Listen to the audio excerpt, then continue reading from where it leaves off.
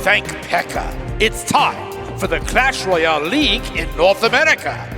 Today, the regular season ends, and for 6th-ranked CLG and 7th-ranked NRG, this is their last stand. They will be heading to the playoffs, but they can be the champion of the day. That's something. Fight for honor, my friends. Late in the season, both of these squads have been part of disrupting playoff hopes. CLG just took down Cloud9, keeping them out of the top 2, and NRG putting TSM on the bubble. Both squads here looking to go out with a bang. It's been a long road to make it here. 9 weeks of Clash Royale League action. There have been ups and downs, close finishes and smashing defeats. And here we are, the final 2 matches in North America. Absolutely. As we hop into the standings, really not one that has a place on those top 4. However, very interesting for Counter Logic Gaming. If it weren't for those season sweeps to Solo Mid and Tribe Gaming, they would actually still be in contention, but no more. 6th for CLG, 7th for NRG. Very excited about what's coming out today. And we are going to see some playoff potential action later in the day. Our current picture stands like this. Cloud9 and Tribe Gaming might meet in the first round. The winner of that might take on Immortals, and the winner of that might take on Complexity. Yes. But our match we'll get into in a moment here for the later part of the day might change things on that journey to the World Finals. Yes, the World Finals in Tokyo, Japan on December 1st. Remember, if you're watching here in the States, it will actually take place on November 30th around 7 p.m. Pacific time.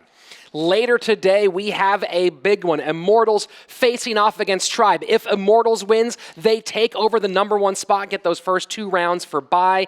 If Tribe wins, Tribe pushes TSM out of the 4th spot. But if Tribe loses, TSM will slide in for a rematch of the 2 big head-to-head goes they've had against Cloud9 this season. Absolutely. And today, coming out for NRG is Chief J, Hazard, our good friend Carter, and of course, Guanic rounding out that 4th man, and CLG, their opponents. No surprise here, Skills, Geo, Laddie, and Backstab X. Again, as Andrew mentioned earlier, CLG really right there. A win today will put them at 7-7, which would have been a playoff contending position if not for 2 sweeps falling to Tribe and to TSM. But still, finishing at 50% would be a nice feather in their cap. To see how he feels about this match today, let's go to Gio, who's standing by with Christy St. John. Thanks, guys. Gio, let's talk about 2v2. It's one of the less practiced format coming into the league, so a lot of players have had to learn what the difficulties, what the challenges are, and the best way to overcome them. So can you tell me a little bit about that? 2v2 is really interesting. A lot of people say that it's not skilled, but I think there's a lot of skill into it, and you need a lot of communication with your partner, because it's like literally just one mistake or 2, and the game, it's for them if you do that. So yeah, definitely. Now for this match against NRG, tell me, what are you playing for? Just for fun? You playing to go out with a bang? We're just playing for going to have a result at the end of the season 7-7. So that's gonna be really good for us if we do. Unfortunately, didn't make playoffs. There was a lot of stuff that we could have done better. But I'm just proud of my team and how we did this season. And we're just gonna play our game. All right, well, thanks so much for talking to me. Back to you guys. Thanks, Christy. We'll head into the war rooms in just a moment, but first we have 3 of our friends in their own glass boxes. Yes, absolutely. We got the Baby Dragon, the Mini P.E.K.K.A, the Princess. Of course, there's also the Hog Rider and the Giant that you can get online at shop.supercell.com. Not quite yet, though. Those will all be available November 7th. Available right now, though, is some more Clash Royale League. Coming up, we have NRG facing off against Counter Logic Gaming. So to hear how they prepare for this final match, let's take a listen inside those war rooms. All right, guys. Last game of the season. Are you guys prepared? Yep. You sure? Gio, how much does Fireball and Zap do damage? 157. 257, you sure? Yeah. Okay. Skills, how much does Royal Giant do? 254. You sure about that? I'm 254. 100% Backstab, Lightning. 307. Laddie, how many wins does NRG have right now? 3, maybe? Exactly. All right. We beat them once, okay? So people are going to say we're lucky, but we beat them twice. They're going to respect us, all right? CLG on 3. Let them hear us, okay? 1, 2, 3. CLG! maybe the last game of the season, but it's not over. Let's go out with a little style. Let's go off with a W. You know what I'm talking about? I want to win. I want to see Chief J up there doing backflips. You know what I'm saying? Yeah. Busby? Yeah? Keep up the good work, dog. Thanks, man. Carter? We shake over here. No Today, guys, let's go out hard, go out playing strong. We know the bands. Guys, let's go on. Let's just get loose. Let's get crazy and wild, all right? On 3, energy. 1, 2, 3, energy! Woo! How about goblin gangs of 10, skeleton armies of 30, quadruple golemites, and half a dozen rascals? That's right, double everything in the 2v2. Geo and Skills, Hazard and Chief J, bring it on! I think our arena is plenty full with these 4 competitors, King. 2v2 on its way, Counter Logic Gaming facing off one more time against NRG. Yeah, Skills and Geo coming out for CLG. Not a big surprise here. We've actually seen them a handful of times doing pretty well in their 2v2 sets. Their opponents, however, Chief J and Hazard, have only shown up together 3 times in that 2v2 set, and their record is 3-0, Rich. NRG has performed very well in 2v2, and how will they perform today with these card bans active for all potential 3 games? It's going to be the Tornado and Lava Hound. I was going to say, oh my gosh, we're going to change it up a little bit, but we are not. We're going to stick to the tried and true Lava Hound and NATO ban, keeping them out of play. I'm curious to see if we'll see some very interesting decks. Very possible. Of course, CLG would love that 7-7, put a stamp on the season here against NRG. Yeah, let's go. As we hop into the action, NRG's Hazard and Chief J at the top of your screen, CLG's Skills and Geo at the bottom. Andrew, you mentioned the 2v2 connection between Hazard and Chief J. Overall, throughout the entire season, they have only lost 4 sets in 2v2 as a team. Wow, yeah, so that just shows kind of their head-to-head struggles for NRG, which is, a bit different than most teams here. Most teams here have had more success in head-to-head play and struggled in the 2v2. So maybe for NRG, they just needed this first season to kind of get ready, get their feet wet, hoping to bounce back in Season 2. Having a good grasp on that 2v2 set puts you in a really big advantage.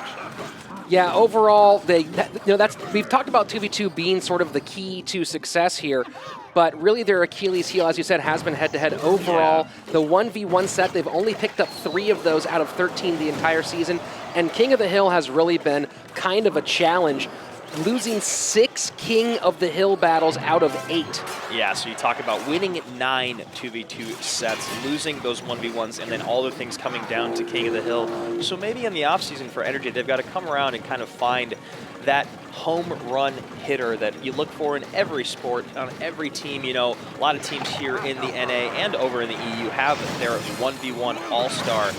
NRG maybe just needing to find theirs. Well, of course, the other thing has been the very close losses. There's no team that, I bet you if you did the actual math, not a single team in either NA or EU who has lost as many games by as close a margin as NRG. Yeah, that's a very good point. And what I was saying, missed fireball there on the Magic Archer, I wasn't trying to take away from the caliber of play on NRG, and that was my mistake if I did, because they are very, very talented players, and I agree, they have had some of the worst luck of any teams in both regions.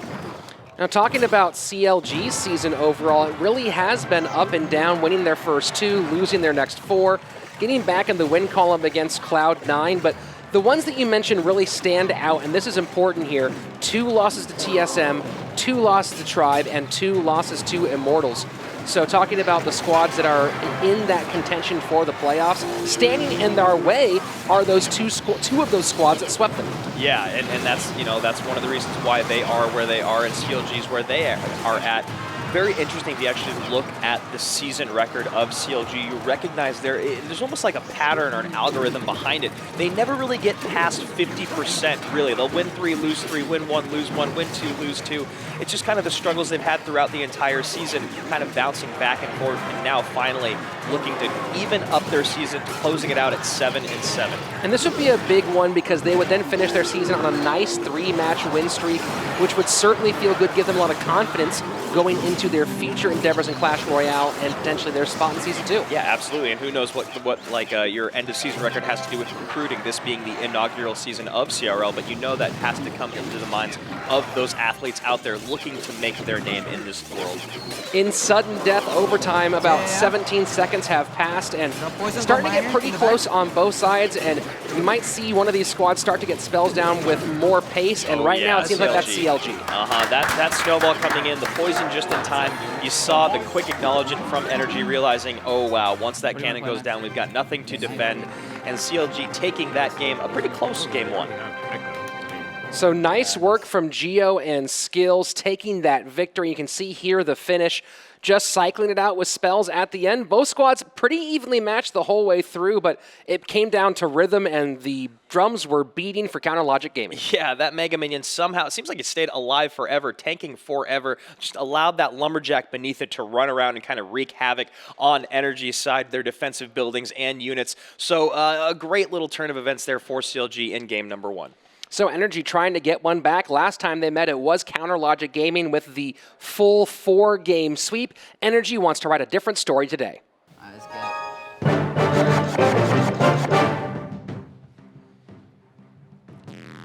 Hazard really has found kind of a home here in 2v2 with a full-on record of 9-3 in 2v2 sets. Part of his contributing to, he has one of the highest win totals in all of CRL North America at 26 games. Yeah, I mean, really, really impressive for Hazard. He's done a good job in King of the Hill as well, showing up there about 13 times.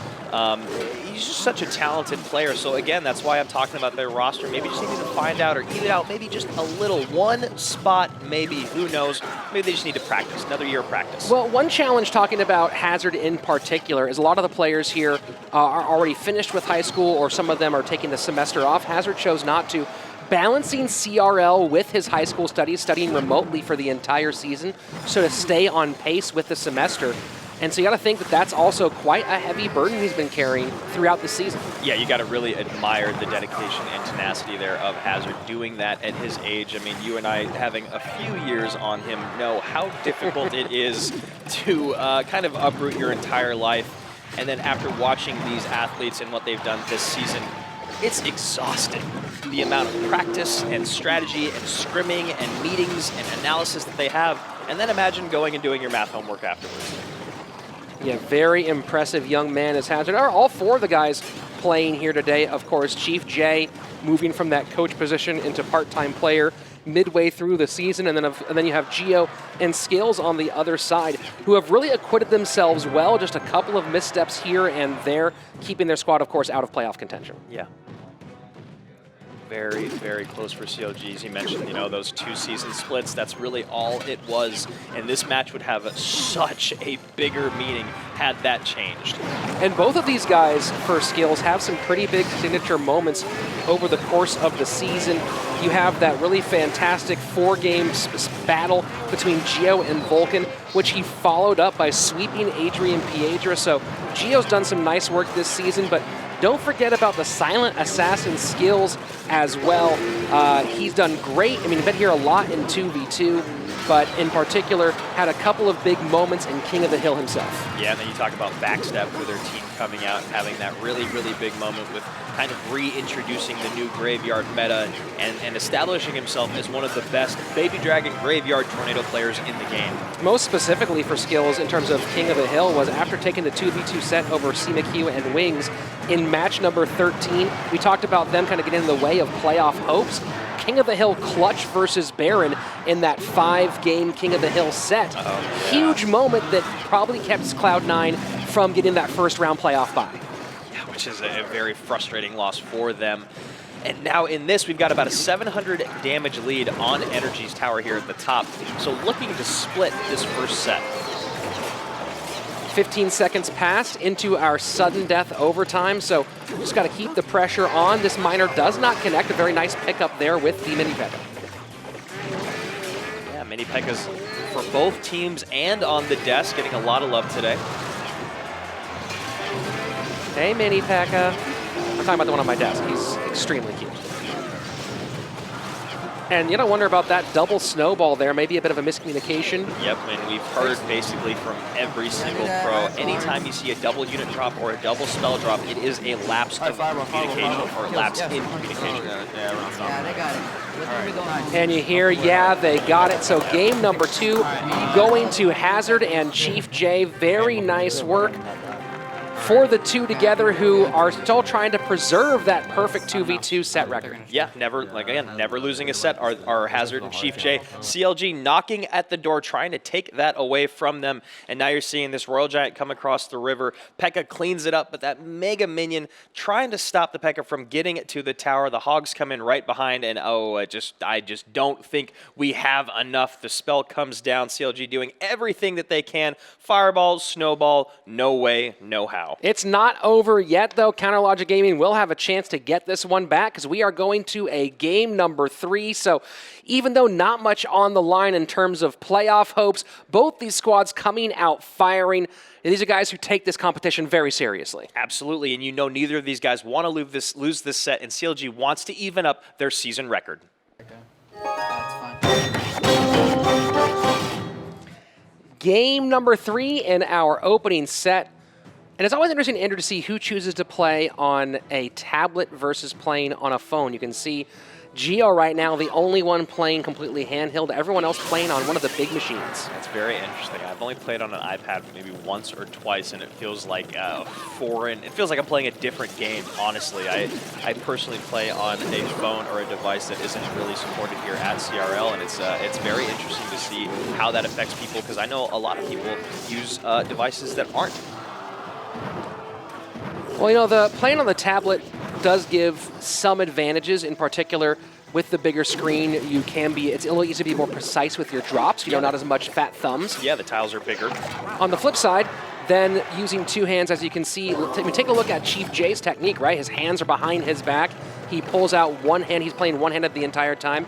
And, you know, Hazard also very similarly using one hand to steady. So instead of playing then look at Gio in the bottom right-hand corner, both thumbs on the screen. So, you know, it does kind of change the mechanics of how you physically use the device. That is fascinating. It is the last match of NA in the regular season, and I've really never even noticed that because I'm so used to doing two hands all in on my phone.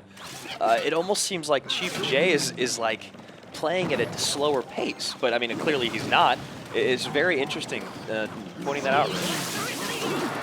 Well, I switch back and forth between devices myself, between an iPad and an iPhone. Or tablet and a phone, wherever you want to put it. And it does create a different shift in technique. You kind of think about the game differently. I'm personally a person that is always clicking. I'm always clicking with my two thumbs on the cards that I have in hand to kind of keep my fingers warm and my wits about me. So very interesting to watch the two different styles of play playing off for both teams. You know, I wonder if some of these players choose different devices when it comes to, we'll have to check that. I think they have to use the same device throughout the entire competition. But in 2v2, where you tend to drag and drop more, it does feel like a tablet makes it a little bit easier for drag and drop moments. Yeah, and also just having a bit more of screen space, allowing to see all of those units and having them not be so bunched together. I mean, that's one of the things we talked about with analysts and coaches is in 2v2, it's one of those things where all of a sudden there can be 3 units on the board and they can get double clone and there's 15 or 20. Nice work by that flying machine, taking out its partner, so getting some good damage on the right-hand side. So now CLG both feeling and creating double lane pressure at the same time. Yep, and very, very nice defense by CLG. A big push coming in here on the bottom left-hand side of your screen. You got that giant skeleton from about a third of its HP. And that will be a nice bomb to get rid of that cannon. So question, can we take advantage of that in this moment? Lots of elixir available for CLG, but they have to play defense right now. Yeah, the cannon and the baby dragon were taken out, which was a nice thing for CLG. And then NRG actually double Mega Minioned in the center. So you think those were a couple of small misplays from them. And now that one cannon pulling all 8 piggies to the center of the map. Will they be able to mitigate the damage on the left-hand side? Great job stopping that miner. I will never think piggies is not funny. I will never, never think it either. Thank you so much, Morton, on SK.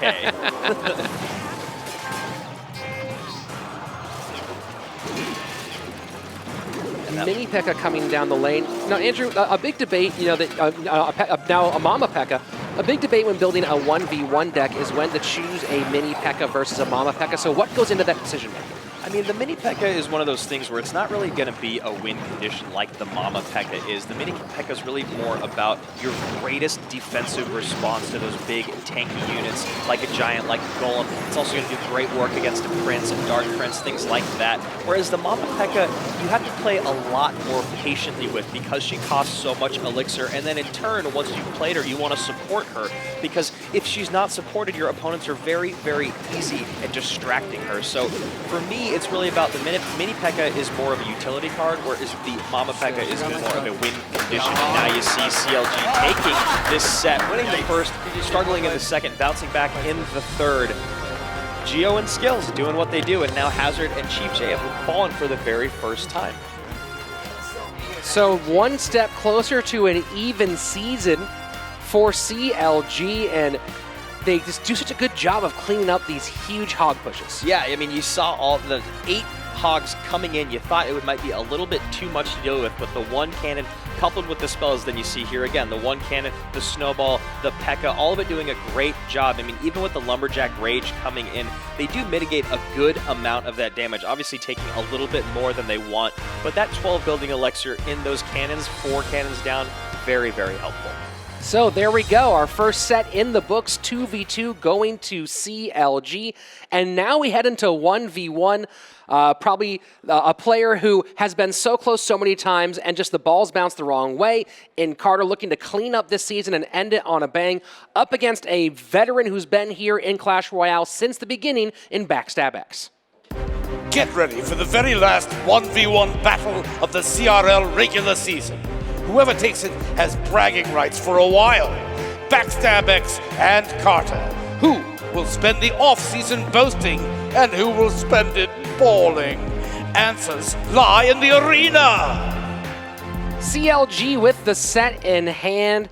Carter looking to extend things to King of the Hill one more time for his squad. Backstab X coming out in the 1v1 set. He's 3-3 in games, 1-1 overall. Carter on the other side of it, 3-5 in games, 1-2 overall. Both of them having a decent amount of success in King of the Hill. Very, very excited to see these two gentlemen play for the last time today. Taking a look at our card bans for all potential 3 games here in 1v1, Tornado and P.E.K.K.A. Oh, so you were just looking into the future earlier when you said Tornado and P.E.K.K.A. during our 2v2 set, Rich. Yeah, I mean, this is always opens up the idea to the ground beatdown or the sky beatdown. Which one is it going to be and who's it going to go to? So the veteran against the up-and-coming new star, Backstab X versus Carter.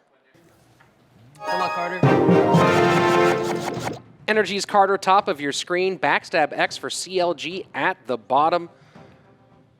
And Carter, really, again, it's one of those guys who is such a fantastic player, just the way that the water went downhill, unpredictable sometimes. Yeah, really, really tough for NRG and Carter. Lots of really bad luck for their squad. However, luck is a big part of every single sport, so that being a factor, not falling in their hands, or in their favor, excuse me. And with Backstab, it could be that deck. I'm going to hope it's not. I feel very strongly against that no-win condition deck here at CRL, but so far we're 3-for-3 on cards. And then for Carter, there's this new bait deck that's gotten pretty popular. It didn't have Tombstone in it, though, I didn't think. Could be just in there to protect against the Royal Hogs. So interesting deck makeup from Carter here at this stage in the season. Flying Machine and Mega Minion meeting at the river. Both players going very slow here in the opening minute and a half. Yeah, very, very interesting. I feel like I'm definitely wrong with Carter's deck. It could be a graveyard, I guess. A graveyard deck. Yeah, why not? What a fascinating construction. You know, Prince has kind of fallen out of favor to a degree as a graveyard companion as of late. But yeah, it's been leaning towards the cannon cart lately these days. And, oh, sorry, go ahead. No, I was saying, what do you think of Rascals as a part of a graveyard deck? I think it's really interesting. I understand the you know, some of the strongest things about Rascals is you got that tanky boy. You can split up the 3 cards to push both lanes, and then the girls do so much DPS, but really not a card that is the best for a Graveyard, but I can understand. Still costing the same as a Cannon card or that of a Prince. And then Dart Goblin as well. So a lot of fascinating choices here for Carter. Again, late stage in the season, maybe show off some creativity. Yeah, I mean, I think what Carter's going for with the Rascals, the Dart Goblin, and the Tombstone are they're all poison bait aspects, and that's maybe why he assumed he wouldn't be playing his Graveyard till much later in the game, opting to ideally bait out your opponent's poison early on, however, Backstab running a deck that doesn't have poison in it, and then in turn being able to use your Graveyard to take advantage of that poison being out of cycle. Now, this is very interesting, though, with Carter, is he doesn't have a Fireball in his deck, which is really what shines against this Seeks no-win condition deck. So now stacking up Barbarian Huts on the left-hand side in that lane, but also not having great responses to Graveyard so far is Backstab. Choosing to defend the left-hand side with the Hut in the back, but then goes to the right, so now it is Carter with a pretty significant lead here. Well, here's the thing is with that deck, the deck that Backstab is running is it has a hard time with just the one spell. Now, yes, it does have the Barb Barrel as well, but the Barb Barrel doesn't have the range and the chip damage that the log offers. So once you recognize that your opponent only has the one spell, the one big spell essentially in the Fireball, it's really just about picking and making them pick and choose moments to have to use it to pick and, well, it doesn't matter because that is a gigantic push in the left-hand side. I do not see how Carter can stop that because that cannon card is locked on and it's got its full shield steal still. And there we go. And so that's sort of the idea behind that deck. Just taking a moment where it can overwhelm and knowing when to drop those cards that do push forward. Yeah, you really need to get spell value against that deck when you're playing against a deck like that with spawning units, with cards like the Magic Archer and the Flying Machine that are very susceptible to spells. You need to find moments to get great spell value to kind of make up for that elixir that you're going to be spending to keep up with all of those Barbarians. So Backstab doing a great job and not letting Carter get to his Graveyard that often, especially because Backstab didn't have great answers to the Graveyard. So maybe the lane switch not paying off as much as Carter would have hoped. Backstab giving some more shine to that deck here in the late stages of CRL. Game number 1 for CLG. Game number 2 on its way. Yeah, Rich, in a non-mirror match situation, I believe that is only the second or maybe even the first time that that deck has come out on top. Again, I love the deck. I think it's a very strong and fun deck to play, but here at CRL against the best in the world, it hasn't really shined that much. So Carter playing Miner early. Now talking about different physical techniques here. Take a look at Carter in the top right window again. And you're seeing using the thumb of the right hand, but the pointer finger of the left hand. That's very interesting, and I've watched Backstab stream for a long, long time. Very, very familiar with the way that he likes to hold his iPad, almost like how I hold my phone, except for the iPad is about 6 times the size. Well, he has big hands. And interesting, so a poison will stop a balloon completely if you drop a poison on a balloon and your tower is shooting it. However, in this case, with that Lava Hound in front, just enough from Backstab to get that drop and that death damage. But Miner and Ewiz and Inferno Dragon coming down opposite direction. Too much to be distracted, or too many distractions here for the defense of Backstab X. So some nice damage for Carter as we approach the midway point of regulation. Those guards were such a wonderful response. Great positive elixir trade, taking out all 3 of those cards, those shields, providing such utility, great utility against the Inferno Dragon. But this is where this deck starts to falter, and we've talked about it many times. It's got the guards and the Tombstone for ground responses. So once your opponent recognizes that, they can start to do things like this, where they just send 1 Royal Ghost and a naked 3 elixir. They take out your Tombstone and get tower damage. That is a very bad trade for you. So wondering what Carter has planned, dropping the Mega Knight at the river, so kind of saying, hey, you don't get a chance to drop. Yep. And there we go, a big leap, so preventing the balloon from getting into play and doing a lot of damage is Carter's Mega Knight. We have seen this time and time again where we see this matchup where it's Mega Knight plus against the Lava Loon, and the ground options are just too much to keep up with. Backstab knows it, because look, he had such a hard time dealing with the Royal Ghost, and then he sends in a Lava Hound, and then a Mega Knight's dropped. What does he have then? Guards? Guards are a horrible response to the Mega Knight because he does splash damage. So this was an instance where the deck makeup of Carter just really put Backstab in a rough spot, and obviously the play of Carter. These poisons at the river, you might wonder why, but it's cleaned up minions twice in a row now that have been huge in keeping this tower alive. So I was going to ask you if Carter plays defense purely here or pushes opposite lane, and there's your answer, Carter. Really shoring up that right-hand side. Backstab not letting him get that second tower for free, so there we have it. Just like the first one, it's CLG taking game number 1, NRG taking game number 2. We are again going to a game number 3. Yeah, very, very exciting 2 sets here. NRG against CLG, and now Carter and Backstab in their final 1v1 game. I mean, unless they draw, which would be absolutely amazing. But most likely in their final 1v1 game, trying to bring it home for their teams. And this is where you see that Mega Knight come down. What is there to stop? And I love this poison. Look at what it does to the minions that are trying to take out the Inferno Dragon. It makes it so that Inferno Dragon stays alive just long enough. We all know what's going down to the bottom of the screen, but the interesting thing is at the top. And then again, you see that poison in the middle, keeping the Inferno Dragon alive. It almost feels like he's wasting his poison value, but you realize he's getting so much more out of it by just taking out the minions. So we are all tied up in 1v1. Carter really wants to get on this stage one more time, so a victory here would do that and give his teammates some chances to show off once again. Absolutely, and our friends here at the desk are very excited. Let's go into game number 3. Good luck versus Dab. Wizard emotes OP. One thing that I think is interesting, I could be misreading it, but it looks like Backstab has a little bit of nerves to him, which was interesting because earlier today we saw in Donkey Kong having a lot of nerves in his 1v1 set when there's really nothing to lose or gain. But this is what you love about CRL. These guys care so much. They're so competitive. They care so much about bringing it home for their team. In a match like this where there is nothing at stake, still being nervous, still having that get to you is just amazing. So Carter maybe running back the same deck from game number 1. And look at this, the Dart Goblin following up behind the Prince as a response to the Tombstone. Yeah, doing a great amount of work there. Now we've seen this combination of the Prince and the Rascals in a very successful log bait deck that Adrian Piedra actually introduced to the league about a month ago. However, with the Mega Minion in there, definitely not going to be any sort of log bait. Very curious to see what he's going to be running here at the top of the screen. Another graveyard deck. So Carter really liking the concept behind that deck, and this time it's paying off a bit more. Maybe he looked at the first time he played it and said, I can play this a little bit more conservatively and get a big win. Yeah.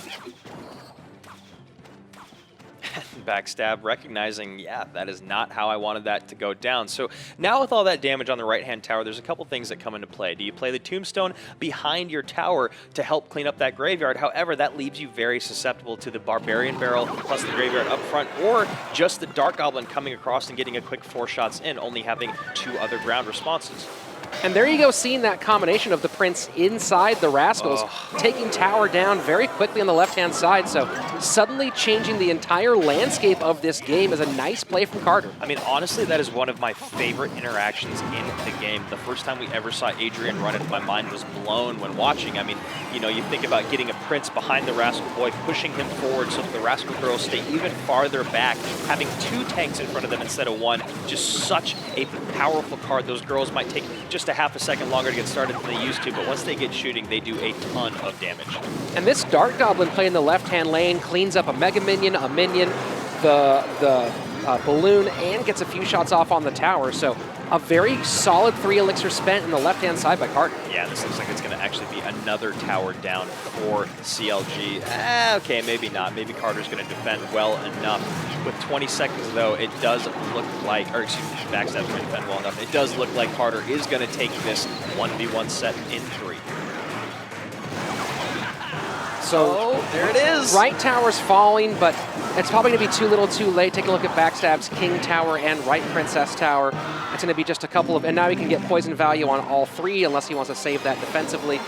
He does have to be careful, though. There's a lot coming down that left-hand lane. And he goes in for the poison. This balloon is completely unguarded, and there is the poison. Well, you can see, it was almost like I was reading voiceover for Carter there. He gives the same sigh of relief, knowing that that could have gone very wrong. Well, because we've all been on the other side of that, where you decide to go for a mad dash, and so does your opponent with the balloon, and that boom, that balloon drop and death damage just come a little sooner than your attack, and it's game over. And right here, that excellent 10 elixir push, a very expensive push with the 5 elixir rascals coupled with the 5 elixir prince, but it costing 10 elixir also means it's going to give you the output of 10 elixir. So much offensive prowess, a ton of HP, and an easy, quick tower down. There you have it. Carter saying, my season is not done yet. I want one more shot to shine here at Clash Royale League. Well, Carter, you will get it. Next up, King of the Hill.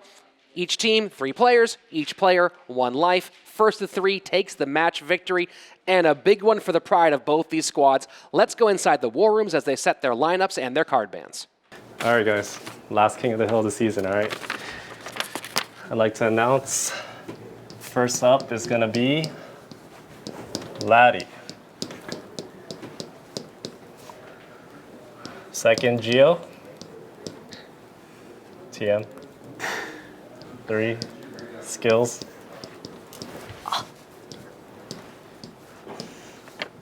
You guys have nothing to lose, so go out there and play your best. I mean, you guys got this, okay? CLG on 3. 1, 2, 3. CLG! Let's show them who we're gonna bring out. Whoa. Listen, we have this whole window. I'm tired of this little bit. It's a little excessive, I'm sorry. But you know what? You're going first. All right, dog. Hazard. Ready to go? Hazard. There you go. But you know what? We're going through a little curveball to them. We're doing a little Chief J. You excited for this one? Yeah, you are. Chief J. I before E, except for after C. All right, that's how I remember it. Sometimes I spell that wrong. And last but not least, Carter, the man, the sweeper. Call him the chimney sweeper. Carter. Chimney sweeper, that's not a nice title. Carter. Carter.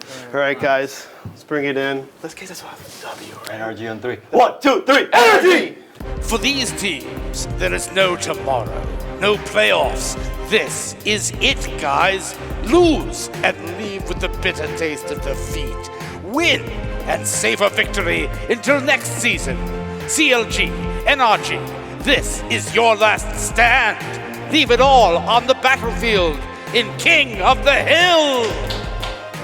Nothing will be left behind in this King of the Hill battle. And talking about no man left behind, making his debut in match number 14 for CLG, it's Laddie. Absolutely, it sure is. Laddie coming out for CLG from Troy here in the United States. That's about all we know about him, other than he's an off-meta player. He's been around since day one, just not on the stage. His opponent, Hazard, on the other side of it, has played in 46 games here at CRL. Just a little bit more experience on that main stage. Taking a look at the card bans active for all potential 5 games of our King of the Hill set, it is Tornado and the 3 Musketeers. Yeah, Tornado being one of the cards talked about the most in the community right now. There is no counter to it. 3 Musketeers must be something out there that he knows that we don't. So here we go. We have the overall debut of Laddie, the King of the Hill debut potentially of Chief J. Let's go. Game number 1, NRG's Hazard, top of your screen. Laddie for CLG at the bottom.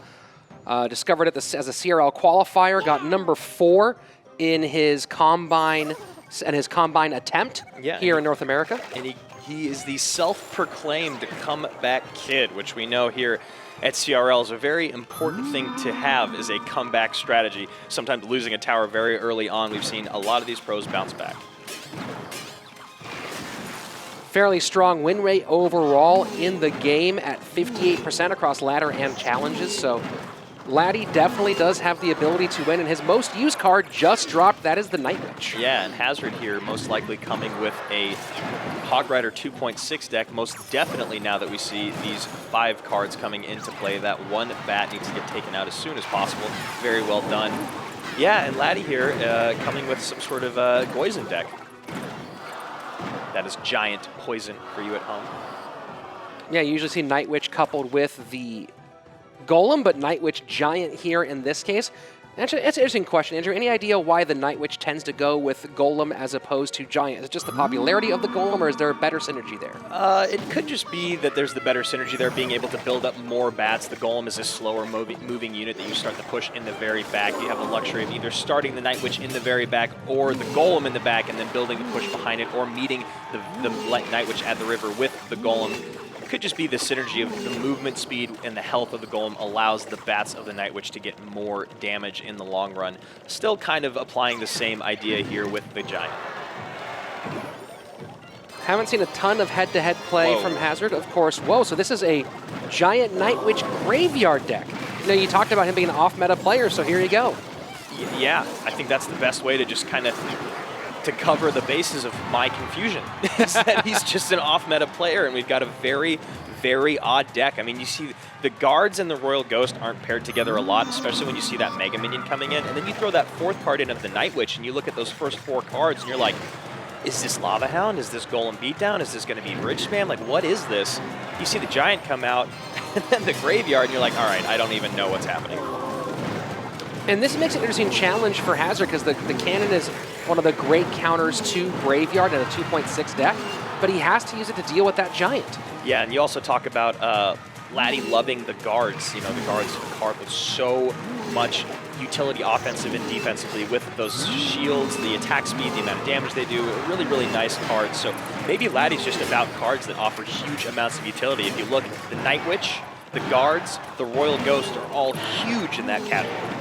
He does also play a lot of Royal Hog's Magic Archer on the ladder, and I think he mixes Rascals in with that deck as well. You know, and here's the other thing, Rich, that we're not really acknowledging because we're just talking so much about it, is that he's actually winning with it. That's the other thing, is this deck is actually working right now.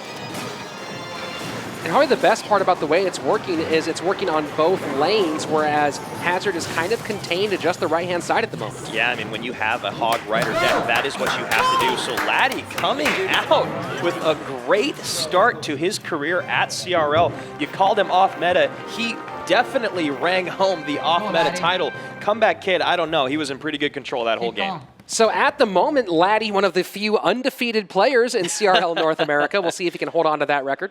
Yeah, I mean, if you look at this push, I mean, it's kind of hard to break down because you look at it and you're like, well, all the units are doing what it's supposed to, right? The Poison is cleaning up the units around the tower. The Giant is tanking for the Cannon. The Graveyard is what is dealing the most amount of damage. Very, very interesting. Also having a lot of defensive responses. You know, the Guards do a lot of damage. The Night Witch with the Bats do a lot of damage. Just, wow.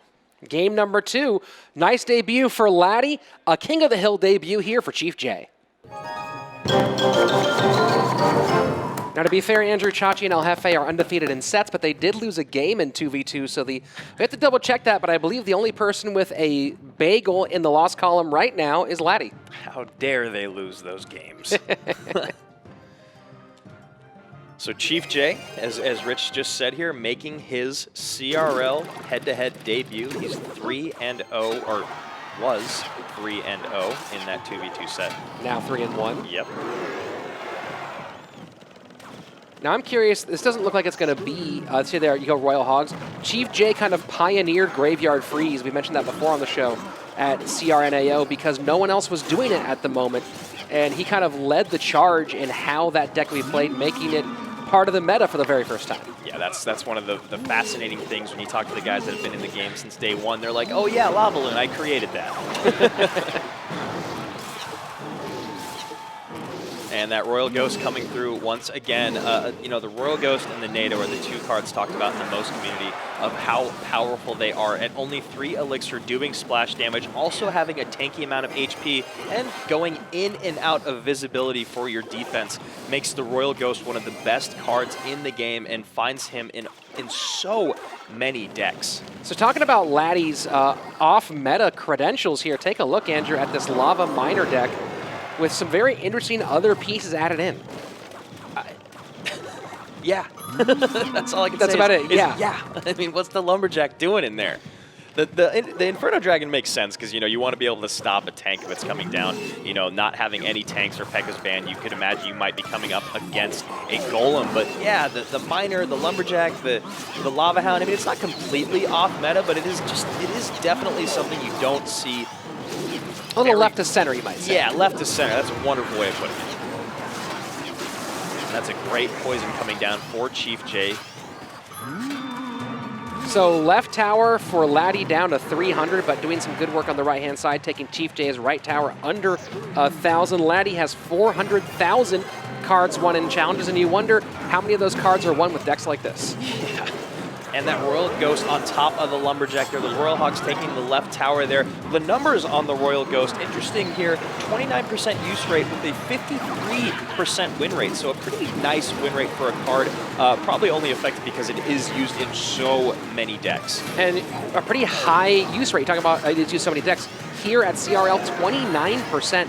There are very few troop cards that have made that kind of impact. Yeah, it's usually, you'll usually always see spell cards like Log and Zap, Poison making its way up there, and then buildings like Tombstone have a very, very high use rate. But yeah, cards alone, troop units alone, not something like that at 30% almost. So we are now in sudden death overtime, and Chief J does have the lead. You know, Laddie's struggling to have answers that are effective for these Royal Hogs, and here we go one more time. Yeah, and it's one of those things, just as you're saying, Laddie really only has one great response in the Tombstone. Now the Miner, excuse me, not the Miner, the Lumberjack, the Miner is what he used right there. The Lumberjack coupled with the Tombstone is the ideal response just because of the very high attack speed and the damage. But yeah, not the best amount of responses for that Royal Hog push. And now with his left Princess Tower down, making that Tombstone that much more susceptible to other units. And I think that Magic Archer's been on that tile for about 38 years at this point, Andrew.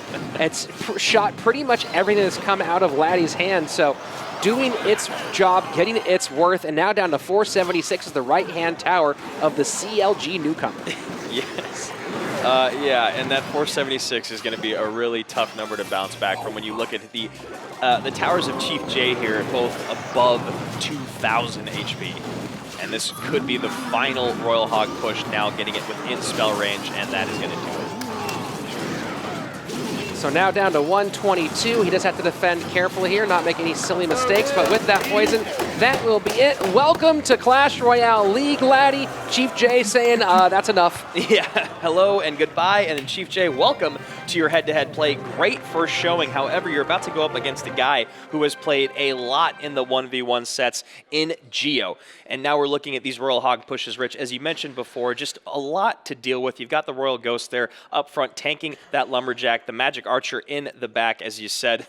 Chief J doing a very good job of protecting his Magic Archers. But look at this on the other side of the screen. You've got that Lava Hound pop and a lot of damage from the Miner. A great poison to kill all those pups, but damage was done. So here we go. Game number 3 will feature Chief J facing off against Geo. Of course, Geo has been here many times before. Chief J, only the second appearance in head-to-head play. Yeah, absolutely. But his first appearance was just very, very well received. So let's see what we got here in Game 2.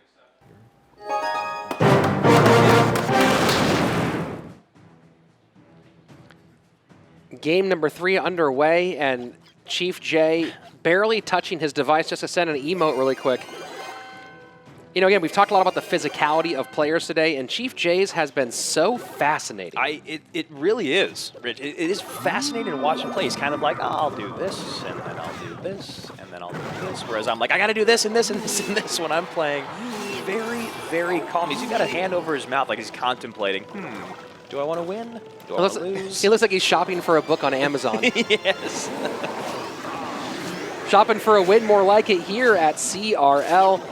And a nice start here for Geo on the left-hand side, but Chief J firing back. Royal Hogs coming in as that Tombstone is ticking down in HP. Great timing. They're going to clean up all of those units, -1 Rascal Girl with that log. Almost a perfect log. So Geo with the Royal Hogs Magic Archer, Chief J running Graveyard with the Bar Barrel. Yeah, now I'm kind of curious to maybe go home and try out that That very popular graveyard deck with the Rascals in place of the cannon card, just to give you a little bit more DPS to the skies there. And here we are seeing it again. This is the deck we've seen a couple times today. Yeah. With the Dark Goblin in behind the Prince as well sometimes. So a fascinating deck makeup here that did take NRG into King of the Hill. Yeah, so many poison bait aspects, as we talked about earlier, with the Tombstone, the Rascals, the Dark Goblin.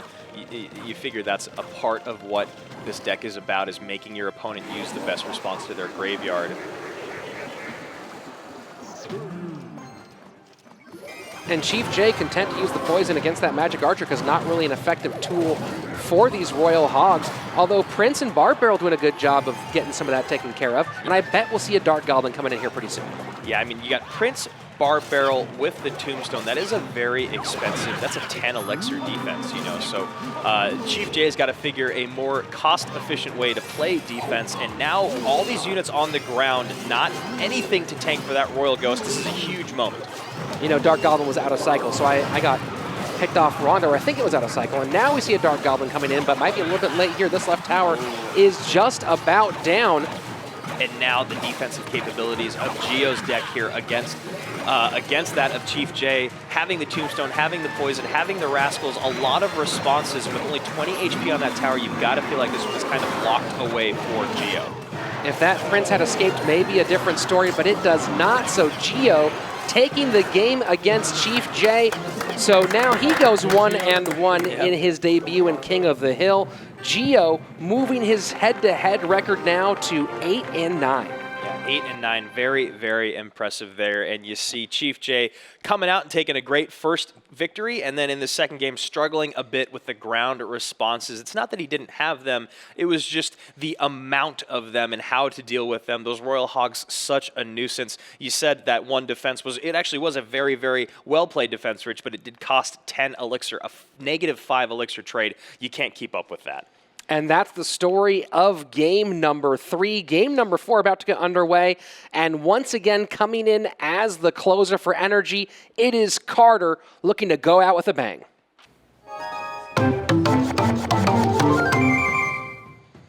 Carter, a King of the Hill record of 8-6, and so many of those 6s have been razor thin. Oh, seriously, man. Again, one of those things where talking to NRG at the end of the season, it was actually at the end of their last match, speaking with them afterwards, they were saying how, you know, they understand where they're at. It's definitely a hard pill to swallow. And, you know, they don't actually feel that bad about where they ended up because it really did have a lot to do with luck, which, again, as I've mentioned time and time again, comes up in all sports at every single level. So this time it's Gio playing Dark Goblin, and Barb Barrel takes care of it very easily, saves the Magic Archer for a little bit longer, and that Barbarian will get almost all the way to tower, picked up by the Prince. And we talk about cascading plays, you know, that Magic Archer staying alive to chip away at this Prince, so now that the Prince won't get a shot on the Barb Hut. These are things that all matter. These are things that from the very first second of that 6-minute start ticking, these plays all pile. And that's a hyper-aggressive graveyard play from Gio in this moment. Yeah, very, very aggressive from Gio. I don't know if it was a cycle thing. I mean, maybe he wanted to fix his cycle early on and he saw an opportunity there, but pretty surprising. Although his defense holding up, so we have Carter playing some no-win condition up against Gio with this graveyard deck that has been very popular today. So now here's the moment where it's about Gio and the cards that he has in hand and how he can efficiently take care of the grouped, swarmed together cards of Carter. Now, I don't want to just say swarm units because it's not like a ton of 2 and 3 elixir cards, but it's about these big pushes that all of a sudden you've got 4 Barbarians, Bats, a Royal Ghost tucked in, a Flying Machine to the left, and a Magic Archer to the right. How do you deal with that effectively? Barb Hut back down again, so taking up a nice spot in the middle, although that's not going to really have much of an effect or a huge effect on the graveyard condition, although it might keep pressure on enough and make Gio double think when he does decide to play that graveyard. Yeah, and there I was just going to say, I'm assuming it's a poison because we haven't seen it come out yet. The poison, not quite as effective against this deck as the fireball is, just because the fireball is instantaneous and these cards and these troops move around so much. But if he can get great poison value, let's say right here, if he had it back in cycle, you know, if you're able to hit the barb hut, the tower, the magic archer, and those other 2 barbs, that would be a great moment to use your spell and kind of play catch up. So a second barbarian hut behind the right princess tower of Carter, so now stacking up, putting 4 regularly into that right-hand lane, clogging the modes of attack here for Gio, or more importantly, the modes of support for any of his graveyard pushes. And that's where it becomes a problem.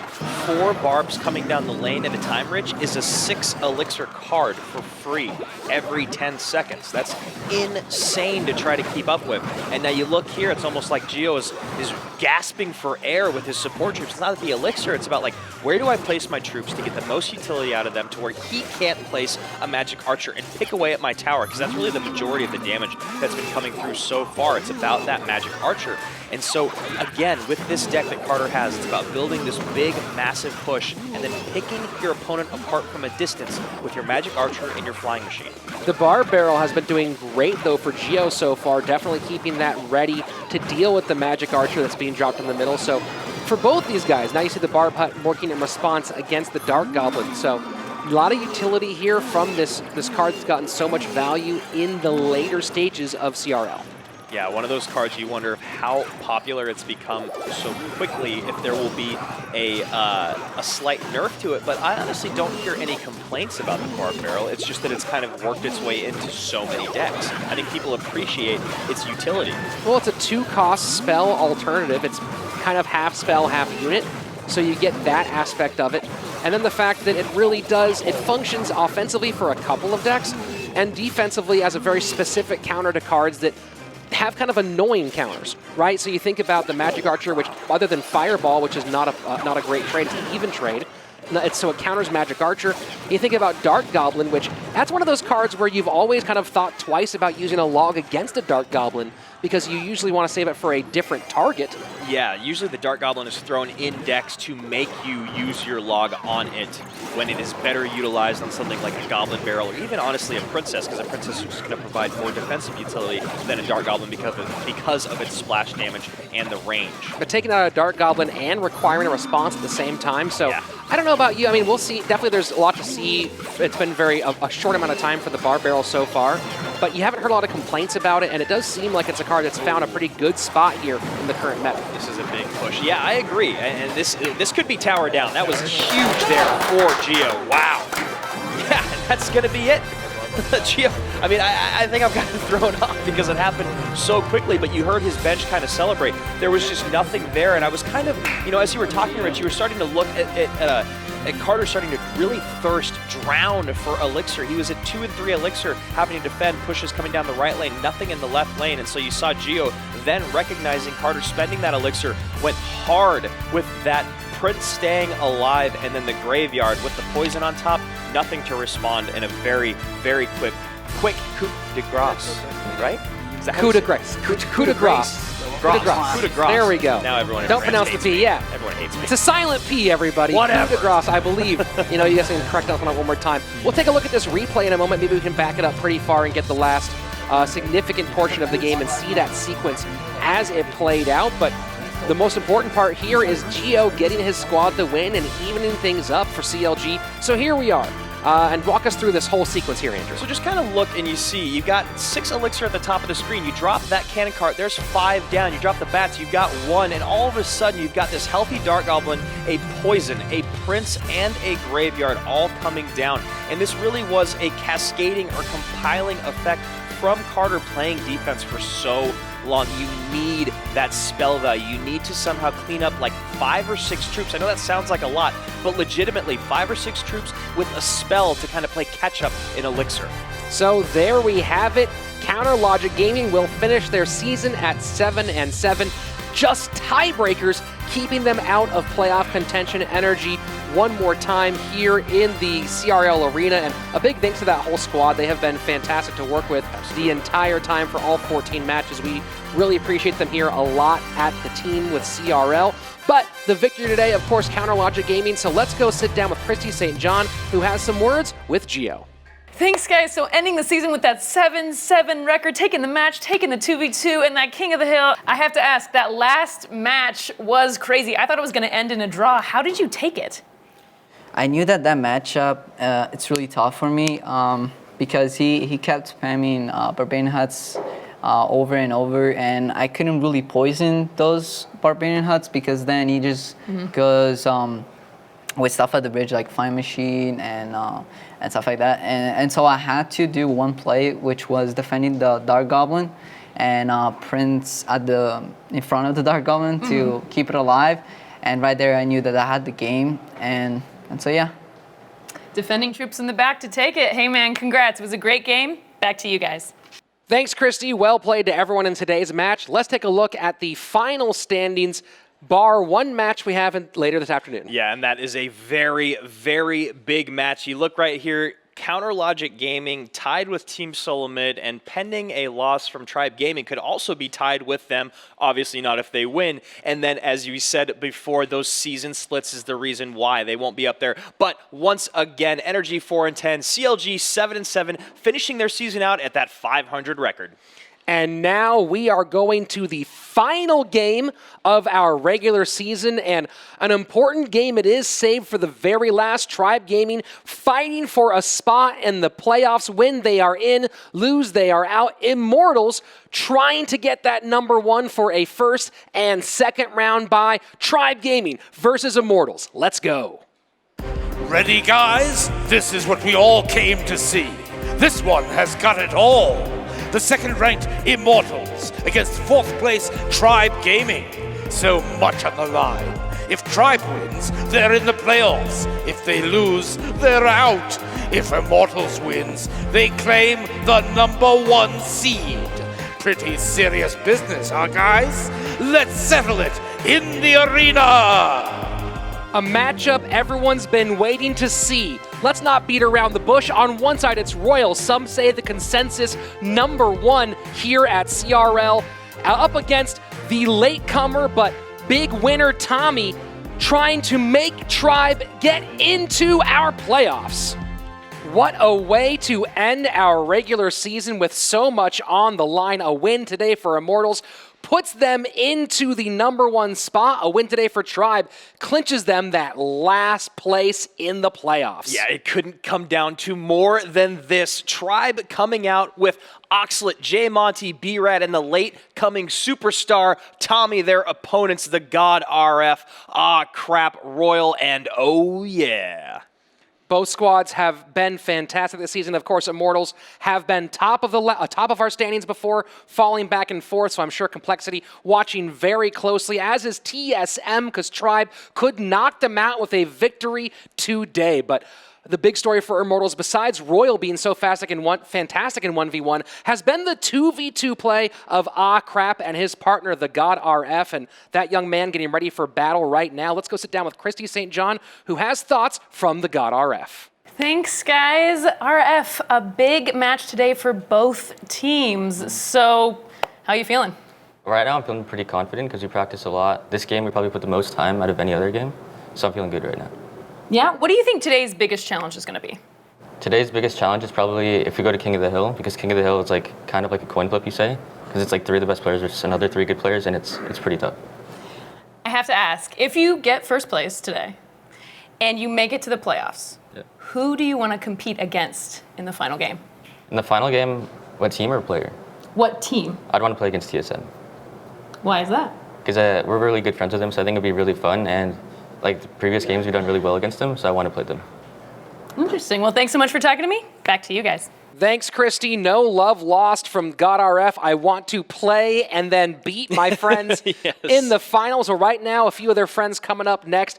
Let's go inside the war rooms as these two squads prepare to fight for their lives. Yeah, I want you guys to make sure, like, literally right before you go into that 2v2, the only thing that should be on your mind is when we're ready to finish this game, call out your hand. Yeah, absolutely. Okay?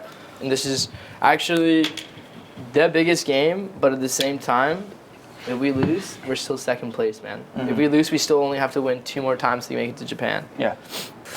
All right, let's hold hands. Let's hold hands. Last match. Yes, we should hold hands. Yes, Hold we hands, should hold Tommy. hands. Tommy. Oh. Hey guys, this will be the last match of regular season, but this does not end here. Let's freaking go to playoffs, guys. We got this. We got this. We did 10 hours of training. Please don't be in vain. 10 hours. Yeah, you're not understanding anything. We're cool with that. Okay, guys. 3, 2, 1, try win. Let's do it. 3, 2, 1, try win. Enough talk, enough hype. It's time to do the deed. Let's find out who wants it more. Crap and the God RF, B-Rad and Oxalate. 2v2 with all your hearts. 2v2 with all your soul. This is your moment. And a big moment it is, King. It is big. So much riding on the next few minutes here. And it's the standard squad for Immortals against the late pair here for Tribe. Yeah, absolutely. The God RF and Crap have competed in every single 2v2 for Immortals except for one when you saw Royal and Oh Yeah in that 2v2 set and Crap in the 1v1. Since then, they have corrected their roster and found this great duo. Their opponents, Tribe Gaming, coming out of B-Rad and Oxalate. And you know what? There's not a whole lot to talk about other than let's just get down into the action.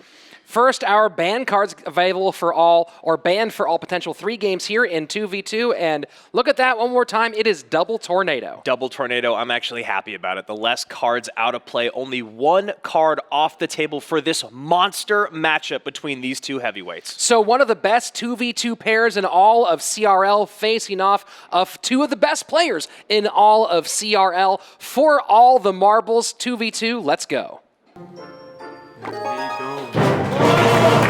Rich, talking to both of these teams backstage, I believe is what you call it in this business. Talking to them backstage, both of them laser focused. Not really either team worried, both of them just knowing what they have to do, and they're here to do it. Nerves aren't really a factor, it's just about getting the job done.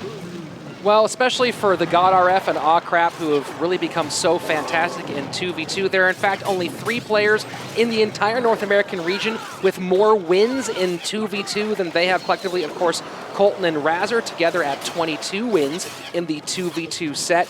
And then if you look at NRG, Hazard has 21, and trailing those 3 players, it is the God RF and Crap, both standing at 19. Yeah, which is a very, very excellent resume to talk about here in 2v2 and how hard it is with all these teams kind of moving around their rosters as much as they have to stick with the God RF and Crap for as long as they have is one of the reasons why they're in that top 2 spots. You talk about Complexity being the other team with that amazing win record, again, in that top spot. Well, overall, Immortals has only lost 5 sets in 2v2. But to highlight the importance of that 2v2 set, 4 of the 5 times that they lost in 2v2, their squad went on to lose as well. The only other time being when Royal picked it up and sent them to King of the Hill. Yeah, and we all know with the skills that Royal has in that head-to-head play that anything is on the table if you can make it to King of the Hill, but you've got to make it through those first 2 sets first. So early lead for Crap and the God RF. Entering into double elixir time, and they really have grown to love this Royal Giant Skeleton combination late in the season. Yeah, and you know, that cannon being such an excellent response to the Royal Hogs having just a little bit extra HP. You see Tribe putting up that flying machine very, very early, almost exactly when the cannon was played to take care of it, allowing those Hogs to get to the tower and get in a bit of damage.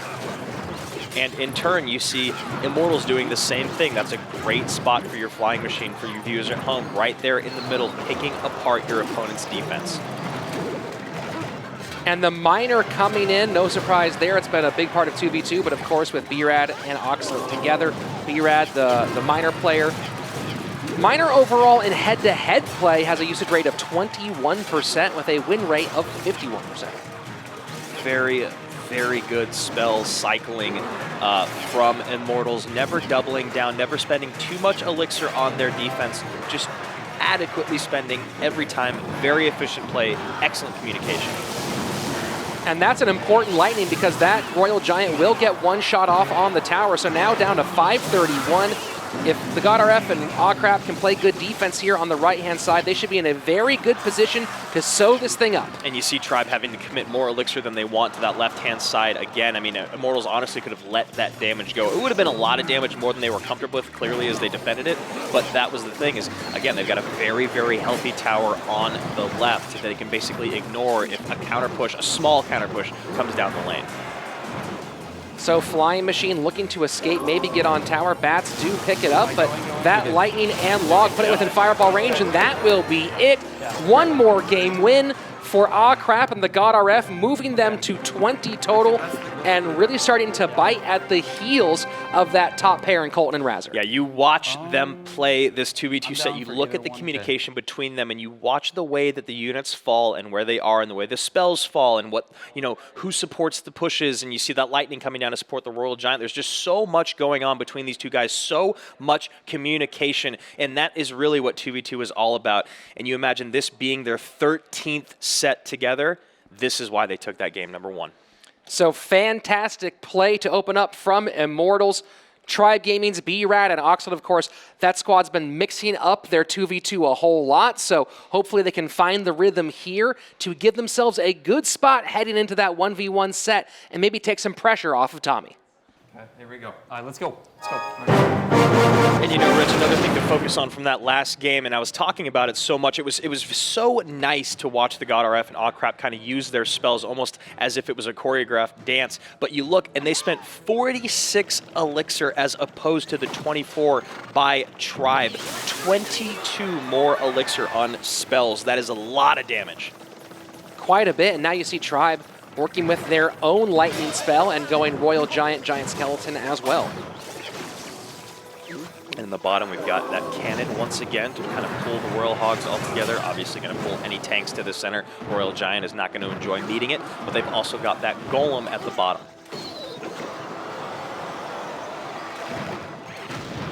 Guards picking up the rest of that quite nicely. So first minute passing away and not a whole lot left, not a whole lot done so far.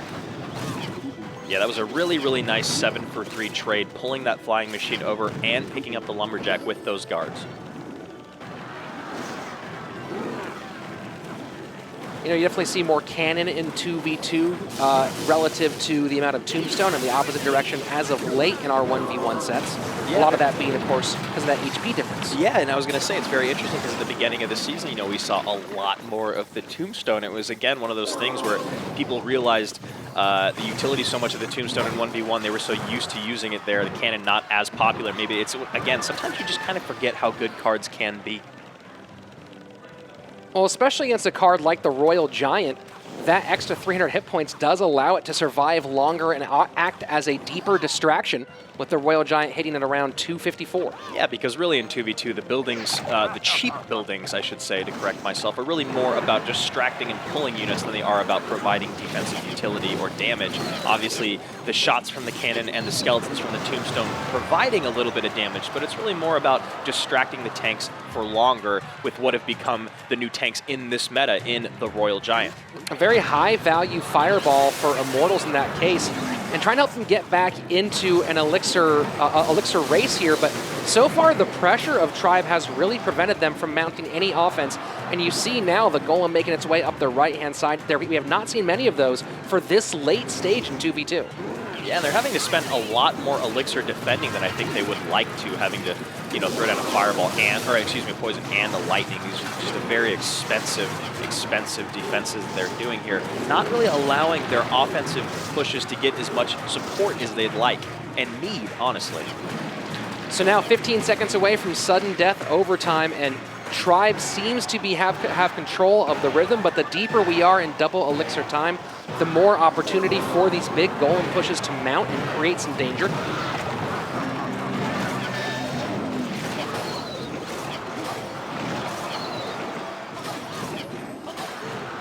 Royal Giant is really just kind of used as a distraction at this point to kind of tank for, and now Immortals switching up their their method and going into the madness, and this could actually pay off because now they can turn their defensive counter pushes into great offensive pushes if they can get the golem down in front of it. And now you see the most damage that Immortals have done the entire game coming in here with 2 minutes and 30 seconds left of overtime. Quite a big push there. Now down to 9:52 on the left-hand side, so that worked wonders, giving Immortals a good opportunity to close out this 2v2 set without having to go to a third game. Yeah, and that double golem coming down, very, very threatening, such a menace. Now you gotta imagine they're gonna do everything they can, Immortals, to get that Inferno Dragon out of play as soon as possible. These two golems really just need one healthy one to get on the tower. Not gonna happen though, Andrew. Very well defended by Tribe. Yeah, very, very well defended. Now it's Immortals' turn to defend in turn. You see that lightning coming down, allowing that Royal Giant to get through, getting just one shot off. But could be a very important shot with only 1:46 seconds left. These Royal Giants, they can just keep kind of rotating with the river. They've got the support behind, not allowing any spell value to get on towers for Immortals. Immortals are not able to get a unit and a spell down at the same, and damage on the Princess Tower at the same time. Tribe doing a great job of keeping everything up at the river. This has been the story for a while now. These big skirmishes here at the bridge. Yeah, and with about 74 seconds remaining in this game, you start to wonder, do you go for the draw? Or do you try to take the win? I mean, it's high risk, high reward. At this point, with only a minute left, you kind of see it's been a standstill for the most part. 520 HP. Now you feel the pressure coming on because spells and that Royal Giant shot become a huge, huge threat. You got to think Immortals pushes for the win here because a draw is kind of the same thing. So now here we go, down to 20 HP. Can they get a spell around in time? Coming up. And that is going to do it. Log coming down. Immortals 2 up and 2 down. The God RF and crap, 1 step closer. And you heard their coach talking about this 2 games. You know, if they win today, they only need to play 1 more, and they are in the win 1 more, and they are in the finals. Absolutely great 2v2 set for the God RF and crap. And Rich, this is the moment where they kind of, like, you know what? It's not working. What we're doing isn't working. We need to change things up. Let's try to go into the force. And so they go into the push that Tribe's been throwing down the entire game, and they get a ton of damage for it. And here they go, moving not only their set record to 9-4, so tying up with Hazard as far as their 2v2 wins, but also their overall 2v2 game wins now at 21, tying Hazard. So only Colton and Razor stand in their way for the record of the regular season here in CRL. Yeah, and you look there once again, Immortals spending 32 more elixir. Say it again for the people in the back. 32 more elixir on spells. You saw so many of them wasted at the river, but they weren't wasted. They were controlling the pace of the game, using their spells. An insane amount of elixir spent on those spells, Rich. Very impressive. And here we go, folks. Get your popcorn. Tell everyone to be quiet. Close your door. Focus in, because this is a matchup of gargantuan proportions. Let's go to 1v1. Royal facing off against Tommy. With so much at stake, no one is messing around. Immortals has Royal, and Tribe's got Tommy. Will the Nicaraguan ninja do his thing, or will Royal steal the crown? Turn down the lights, light up the chat. The 1v1 showdown is now. This is what CRL is all about. 2 players going head-to-head with everything on the line. Absolutely. You got Royal coming out for Immortals, as Rich said, maybe arguably the best player in the entire world, recently beating, you know, Vulcan, Carter, Frost, Geo, Adrian, Piedra, and Wings, you know, no big deal. And then on the other side of that, you've got Tommy coming into the league 3-1 in 1v1 sets, 2-0 in King of the Hill, and one of the biggest threats to all the head-to-head players we've seen. Let's take a look at the ban cards active for all of our potential 3 games here in 1v1. And it's going to be Tornado and Lava Hound. Yep, very similar card bans to what we've seen in, you know, 2v2. Honestly, there's just something about these 2 cards that no one wants to see in play, and it still keeps the meta very, very exciting. So one last reminder, Royal with a chance to secure a spot for his team at number 1. Tommy ascending to King of the Hill, hoping to keep his playoff hopes alive. Tribes, Tommy, top of your screen. Immortals, Royal at the bottom. And talking about records, Andrew, Royal right now holds, or is tied for one record, holds another. He has the most set wins in 1v1 at 10.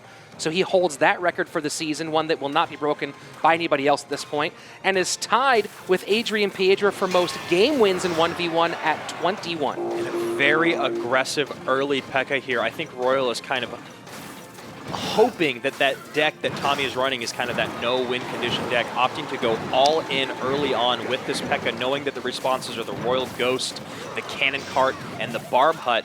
A very interesting, but Tommy's actually got the Fire Spirits in, maybe to avoid any Royal Hog damage coming through.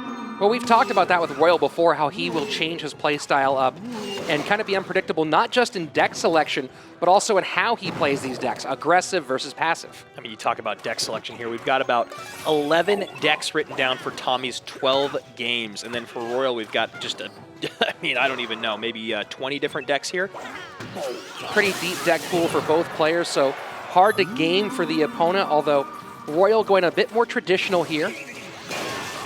Yeah, he is a big fan of P.E.K.K.A. It's showing up in a lot of his decks. And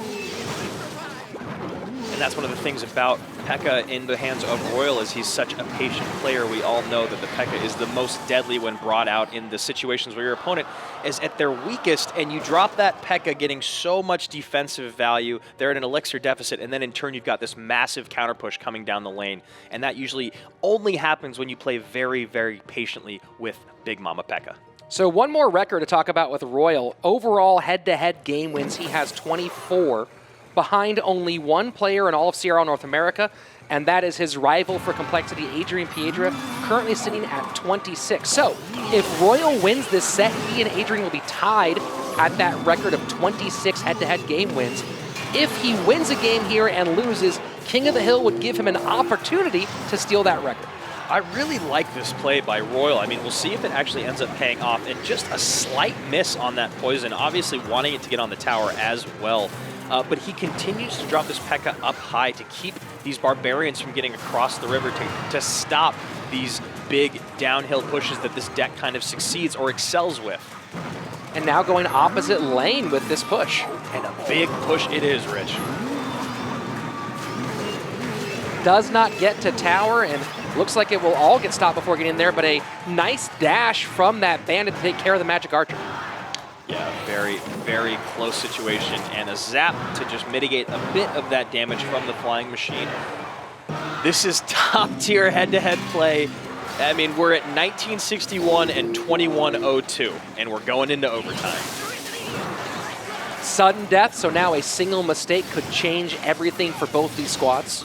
One thing I have to say about that high P.E.K.K.A, and I'm sure is the reason why Royal has been doing it, and I'm also sure he's been practicing against this deck, as popular as it has been, is playing that P.E.K.K.A up high keeps it so that these barbs can never, ever cross. He can never get these big pushes, because this is where it's a problem, is when this deck gets like a bunch of units at the river, and then the Magic Archer is hidden behind all of it, piercing your tower.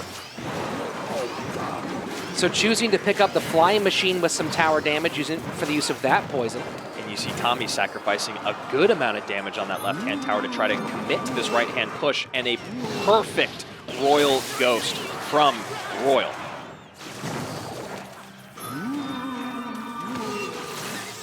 And again, another one of these strengths with this deck is now that I see, okay, my tower on the left is getting weak, I'm going to place my Barb Hut offset to the left to kind of give it just a little bit of defensive support, make my opponent have to make more decisions that they don't want to. Zappy's a card we saw a lot earlier on in the season, dropped a lot in use rate later on, but notice how Royal's adjusted to the new purpose of it. Instead of dropping behind and splitting from a distance, he's now using it as a direct counter to pick up cards as they get close to his tower. Here we go once again. Yeah, not a buff or a nerf, just kind of a change in its animation, if you will, and that alone basically dropped it off the face of the earth in one-to-one play, being in a lot of bridge spam decks at the beginning of the season. These Barbarians starting to stack up here, though, so definitely some trouble coming down Royal's way. And now you see that Poison having to come in. He's going to have to eat a bit of damage on the left-hand side, but it's because he has to commit to this, or the right-hand side, because he has to commit to this left-hand push. It's a huge push. The P.E.K.K.A getting swallowed up, and this is where Royal starts to get in danger. Tommy does have that bar cut behind his icon in the top right-hand side of the screen, for those of you that can't see it at home. But a lot of damage coming in. That Magic Archer is still alive, and Royal is in a lot of trouble. Just hanging on is that Magic Archer and behind the cannon, so a number of good shots. We are now pretty much dead even on the left-hand side. The right-hand side pretty tight as well, but it is Tommy with 40 seconds left in a pretty good position. The question now is, does Royal make the choice to play this opening game for a draw? I mean, if I'm Royal, I'm stopping these pushes as best I can for the next 25 seconds because I have tried my best to chip away, but I almost lost control of the game. That is my thought process if I'm Royal, and he survived. He barely skated by there and got out of it alive. I'm very impressed that he did, and I'm sure Tommy's kind of thinking the same thing. I bet he felt like he had it in the bag there. So game number one between these two heavyweights, these two superstars in the Clash Royale world does not disappoint. 6 minutes up, 6 minutes down, and basically neck and neck. Both benches supporting their player. That's the level these guys play at. You know, looking at this one, no one made any super critical mistakes. They took risks, but it didn't seem like anyone made any major misplays, any major openings, and that's why you see 6 minutes down and no one getting the victory. Yeah, I really like the way that you put that, Rich. It's not that they made mistakes, it's that they took risks, and so they both had to pay for the risks that they took by taking their towers down around 1200 HP on either side. You know, you've got to sometimes opt to eat a little bit of damage to create offensive pressure, or even catch up in your defense. And so both these guys taking some risks, getting paid off a little bit, having to pay for it a little bit. What a game. So first game, a draw. Now comes game number two. And I expect we might see a split coming up here potentially. We might be going to 4. Let's go, Tommy. Let's go. So not any BMs or emotes coming out of Tommy's corner this time around. Pretty focused. I mean, these guys standing at the podiums, they look so laser focused, also pretty relaxed, which is something that you have to try to maintain is your composure. You know, with so much pressure, so much on the line, the last thing you want is your nerves to work against you. So Cannon Cart picking up the miner, but that's an expensive pickup with the fireball coming in to stop it right there next to the tower. Yeah, getting a little bit of tower damage in, and those guards stopping all the tower damage from Royal. So now we're probably looking at a lava miner deck from Tommy. And then here on the ground from Royal, it'll be very interesting to see if he recognizes the ground responses early on and then picks them apart with these Royal Hogs. And choosing to go with Poison to back up those Royal Hogs. So a lot of damage here on the left-hand lane. And that Mega Minion escapes. You see Tommy in the top of your screen there, not happy with that exchange. Nah, just kind of sitting back, looking over to Royal, being like, all right, man, you got that one. So first minute and 15 seconds down, and it is Royal out to an early lead. And look at this, it's Giant Miner. Yeah, that was actually the other thing I was going to say is it could be a miner, but then I was thinking it wasn't because it was a fireball instead of a poison. So Tommy here switching things up on us a little bit, especially once that hunter came down. It was definitely reading more Giant. Going to be very curious how these match up. And I'm sure Tommy's happy that he's not running a lava lead because the ground responses would just be lacking.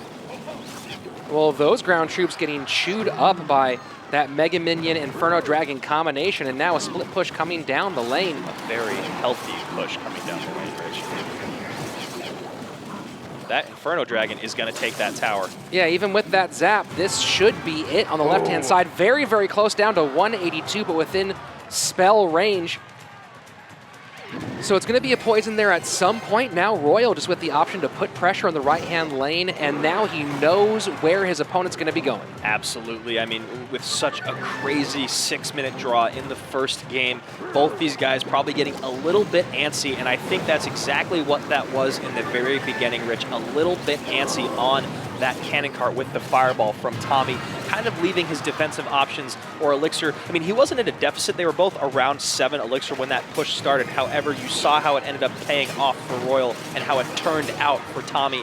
Probably really wishing he had that 4 Elixir back being able to stop that cannon cart at the river with, I mean, any of those last 3 cards he has in his cycle. And a great job cleaning everything up there for those fire spirits. So Tommy giving the well played. Royal kind of giving a little bit of cheek there, putting the poison on both the Princess Tower and the King Tower. So game number 2 to Royal, moving his overall game record in 1v1 to 22 wins. And now his head-to-head record moves up to 25. And you look at the bench of Immortals and their coach and their athlete, not one smile from all of them. They are laser focused, knowing that one game isn't going to do it. One game is not going to clinch that #1 spot. And right here, you see that first interaction. You even still see a bit of the elixir on the ground from that cannon cart disappearing in the bottom right, top left, and top right. Top left, you see the tower going down. In the top right, you see the frustration on Tommy's face. So here we go, game number 3, and to remind you here, a win for Royal puts this thing away, but a draw or a win for Tommy sends us to a 4th game in those tiebreaker rules.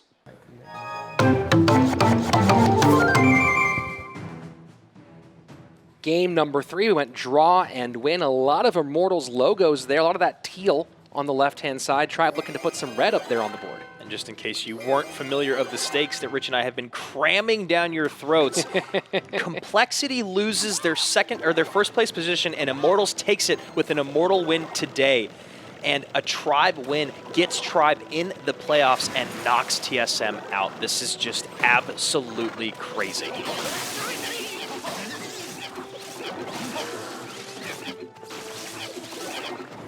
So taking their time, no one really pushing too hard early, and it is that graveyard coming down for Tommy. Doesn't like seeing a poison come out in response. A very aggressive graveyard, and now with that getting cleaned up pretty quickly, he can eat the rest of this damage and then probably opt to Golem up. If that's what he's doing, but you see Night Witch, you see Mega Minion, and you see Knight, and you think Golem. However, he actually does not have an Elixir advantage. A Golem would not be great, although his opponent's win condition is out of cycle. Yep, so there it is. So Prince and Night Witch behind the Golem, going up against this graveyard deck. And that poison is going to make it so that this Prince gets a bit of work in on that Golem. A nice play, but maybe a bit aggressive with the poison. We'll see. And, you know, if there is one Achilles heel to Tommy so far this season, it has been a bit of aggression. Maybe pushing a little stronger in certain situations than it might call for. Yeah, and it looks like it's going to actually pay off really well for him right now. Only at about a 1 Elixir deficit. And with a healthy Electro Wizard on the board.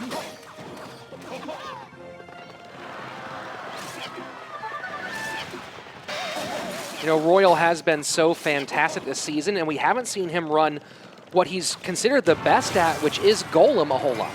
Yeah, and now you got to think he's going to start to build that next Golem push, getting in double Elixir. You see the Night Witch in the back, and so this is kind of the moment for Royal to really kind of show everyone that he is a very good Golem player. He's just shied away from it because y'all knew that about him. And there you see that Prince getting cleaned up, the Mega Minion doing work, the Golemite's still alive, but not going to get through to the tower once again. So Tommy's still in the lead here. And Tommy's been forced to shy away from his graveyard here. Now we are 20 seconds left, and we're seeing the second graveyard play. So he knows the poison is there, so that's part of the problem. And he has to make sure he keeps enough Elixir to deal with these Golem pushes. Yeah, and a great job of Tommy getting that Prince to push that Ice Golem just across in time to tank for that graveyard. Just getting a little bit more damage in. Obviously nothing to write home about, but just a little bit of damage in. And now you see Tommy trying to push pressure on the left because a Prince undefended will take a tower. So will Tommy's poison be used here to clean up? And interesting placement on the poison, not making room for the Prince to set up a graveyard push, instead using it in defense. Yeah, trying to just take... You're talking about Tommy's poison? Yes. Yeah, just trying to take out that Night Witch's bats because those bats, if left alive, the Night Witch, if left alive, is such a menace, a nuisance to deal with. And those bats doing so much damage. So once again, 2 minutes and 30 seconds left of overtime, and we are kind of at a standstill right now. You know, it's kind of interesting to think of who has the bigger advantage in a situation like this, because on one hand, for Royal, a win is the only thing that matters, which is normally kind of how it feels. But it does allow him to maybe take some bigger risks here at the end and really push for that win in a way that Tommy doesn't necessarily want to. On the other half of it, Tommy can play for a draw, and it acts the same way as a win. Yeah, I mean, that's a very good point for both players, Rich, and I do agree. If I'm in the position of Royal, I am going guns a-blazing, trying to get this win no matter what, although right now it does look like he's about to take the loss. And with that Prince connecting, that is it. So, you know, I told you it felt like it was going to go to a game 4, Yes, and sir. here we are. Tommy evening things up. We are going to a 4th and final game of 1v1. And wow, I mean, you could not have asked for more from these two players. No, not at all. You get a draw in game 1, a dominant performance by Royal in game 2, a dominant performance by Tommy in game 3, and of course, a lowest tower situation game 4. What else would we expect here at our last day of the NA in the regular season? You see this last push coming in. Somehow the Prince is still alive. The Ice Golem's up front. The Fire Spirits don't take out the Prince, and then that Lance comes in. 1 HP, tick away. No more Royal. So there we have it, 3 games down, and we are not yet finished in the 1v1 set. Royal, one more shot to close this thing out for Immortals. Tommy looking to send this thing to King of the Hill. Let's go, Tommy. And this is it, the final game of 1v1. Somehow things will be decided in the next 3 to 6 minutes. Both these gentlemen giving each other a good luck and another, one of the emojis we all love and know. And Tommy going back to potentially that no-win condition deck. You know, we are in a lowest tower situation, so how do you feel about that in this type of environment? I actually feel okay with it. It's got so many defensive aspects to it, very strong defensive cards. You got the Fireball as a spell, and we all know that Magic Archer does a great amount of chip damage when left undefended, so this could be actually a genius situation in using this deck. The Bandit being forced to come down with the log as a response to that Royal Ghost, but doing a decent job taking care of that in 2 Bandits, or in 2 Barbarians.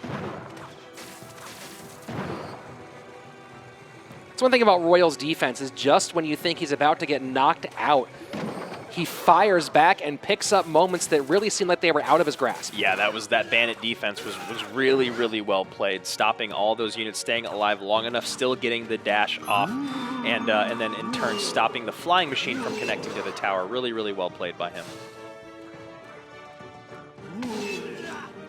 So 90 seconds have passed here in this 4th and final game of 1v1, and so far, talk about lowest tower situation, Andrew, we have not seen a single hit point of damage. No, and that was actually a really nice use of his Royal Ghost and Electro Wizard to stop that cannon cart and get a little bit of damage on these barbs, and now this is where this deck starts to become threatening, and you see the immediate log coming out to try to mitigate the damage, but now we are at a 400 damage lead for Tommy.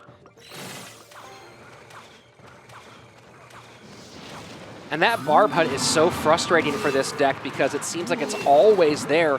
You're trying to get a Battle Ram down and across and to a tower, and uh-oh, another huge Barb Hut comes down. Yep, and there's another one, slowing that Mama P.E.K.K.A down. It's still taking her swings, and the whole time she's taking those swings, she's taking damage, and you saw Royal almost with the perfect Bandit placement to get her to cross the river on the Barb Hut and then in turn go to the Princess Tower, but instead those Fire Spirits taking her attention and drawing her to the right, and now this is a huge push for Tommy. That Fireball was massive, cleared a lot out of the way, so now it's Royal's chance to try to fire back. The Barbarian Hut does not have enough elixir quite yet. It might get down before he can do anything, and yes, here we go. We have enough elixir for it, so expect Tommy to get that down very, very quickly, and there we have it. Yeah, now he's starting this P.E.K.K.A push from the back, although it's going to meet these barbs, taking a bit of damage from that cannon cart and from the Flying Machine. Royal really hasn't had a great answer to the Flying Machine. The Zappies and the E-Wiz. Go ahead, Andrew. That Bandit is on the tower, sneaking below that Flying Machine, almost evening things up here, Rich, at 1886 to 1473, and that E-Wiz getting 2 shots in. We are very, very close to a tie game once again. Got to get on that cannon cart in the left lane, though. And the Royal Ghost just a little late there. And he has to retarget it with the log, and now Royal in a very, very rough spot. And the Fireball taking care of those Zappies. That's what I was saying, Andrew, is that the only response is to the Flying Machine are the E-Wiz and the Zappies, neither of which are fantastic responses, and the Zappies have been easily taken care of by the Fireball. Yeah, and you got to think that last spell in Royal's hand is probably the Poison, although he might have put in a stronger spell like the Lightning because he's going for that lowest tower situation. That Magic Archer is going to get a lot of damage again. So if the game ended right now, Tommy would be the winner because he has the single lowest tower down at 1101 of Royal. So Royal needs to catch up on one of these two sides and get one of those towers down below 1101 or better. That Bandit's still alive. That's going to be game. Look at that. God. That is absolutely huge. The Royal Ghost comes through, and Royal somehow steals this from Tribe Game, and they're going to the playoffs. #1. Wow, and that's why, you know what, I'm going to say it right now, he is the best in the world at this exact moment.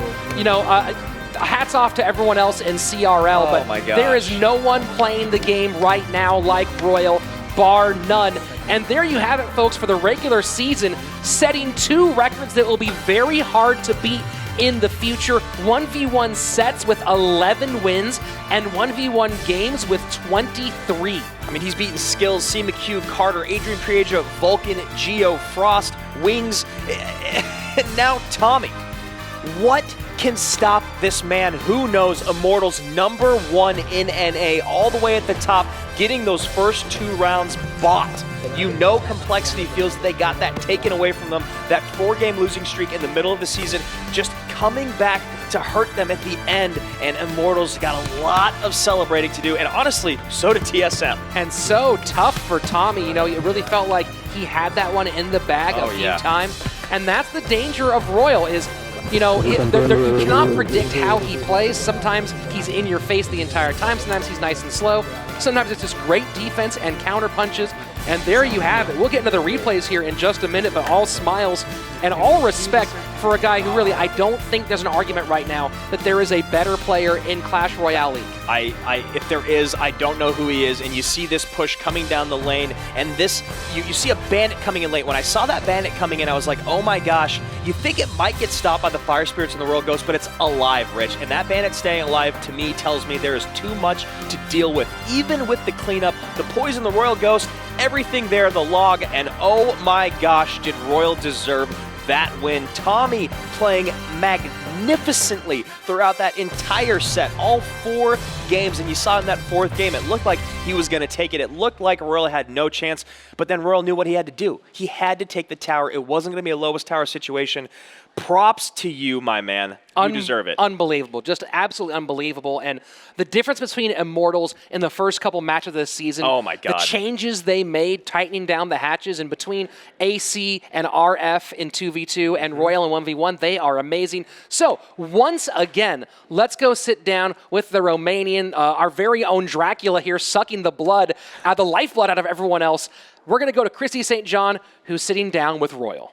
Thanks, guys. Royal, you are being called the best player in CRL. How's it feel? I mean, it feels great, especially because I was pretty anxious. I mean, Tommy won so many games in a row against good players, so I was expecting it to be a really hard game. And going into Game 4, it was basically a rematch of Game 1, but this time for lowest tower. How did you change your strategy at the beginning of that match? So I knew it was lowest tower, that's why I played the deck, because I can tie a lot of games and then win by HP. Like, he almost had me throughout the game, especially until the last minute, and then I somehow managed to win. A great win it was. Now, looking forward to the playoffs, tell me, who do you think you're going to go up against in that final game? So it's going to be C9, TSM, and Complexity. Mm-hmm. Like, right now, I feel like TSM is going to make it. You think so? Well, RF is on your side. Why do you think that? Because like they are practicing really hard, and especially with Sam here, he will be able to like play 2 sets of 1v1, so that's gonna matter a lot. We'll see. We'll definitely all be watching next week. Well, great win. Thanks for talking to me. Back to you guys. Thanks, Christy. Just unbelievable. What a fantastic way to end the season. And Andrew, let's take a look at our final standings for North America. Absolutely. As we hop into the standings here, Complexity at number, wait a minute, Immortals is taking it. 10-4, that is right. They take the season set, or I mean the tiebreaker over Complexity is the easiest way to say it. You see Tribe Gaming there tied in a 3-way tie with TSM and CLG, but losing that season sweep to Team Solo Mid, we finally got our playoff picture locked in, Rich. And here's what it will look like for our playoffs. Round number 1 will be the rematch of Cloud9 and TSM. They have already gone to King of the Hill twice. Will they do it a third time? The winner of that faces off against the number 2 team in North America, the very hard to beat Complexity. And whoever comes out of that battle will have to go up against the extremely frightening Immortals in our North American finals if they hope to make it all the way to Worlds. Absolutely, and whoever wins that final match will be coming with Rich and I to Tokyo, Japan on December 1st. Here in the States, you can watch it on November 30th, 7 p.m. Pacific, 10 o'clock Eastern. Don't forget to hit subscribe to follow all of the action on our Clash Royale Esports YouTube page and ring that bell so you don't miss a minute. Go to esports.clashroyale.com to follow along with your other information. And of course, there is the Esports tab within your Clash Royale app. We'll be back Tuesday, October 23rd. We'll talk about these guys in a second. Tuesday, October 23rd. For our playoffs for the first round. We'll be starting off, of course, Cloud9 TSM, and then followed up with the winner of that against Complexity. Man, I am just so pumped for that. Almost as pumped as these guys are to be here. Yes, absolutely. The 3 of them will be joining us. The other 2 of their friends can be found online at shop.supercell.com. Their other friends are the Giant and the Hog Rider, of course, all available on November 7th. But yeah, Rich, it's all about the playoffs. I am so excited and honestly honored to be a part of it. It's been a fantastic regular season. The postseason looks to be even better. So, for Andrew Guy, I'm Rich Slayton. We will see you Tuesday, the 23rd, 6 p.m. Pacific Standard Time, back in the arena. Wow, what a day, what an epic day, and what an epic end to an epic regular season. And of course, now the real fun begins. Next week, the playoffs are here. The top 4 in North America will collide with everything on the line. I'm pumped for this, guys. Who will earn their spot at the World Finals in Tokyo? Watch to find out. Subscribe to the Clash Royale Esports channel. And remember, lava hounds fly slow, but they can make it to Tokyo if they leave early enough. Like tomorrow. You'll just have to watch the playoffs in flight.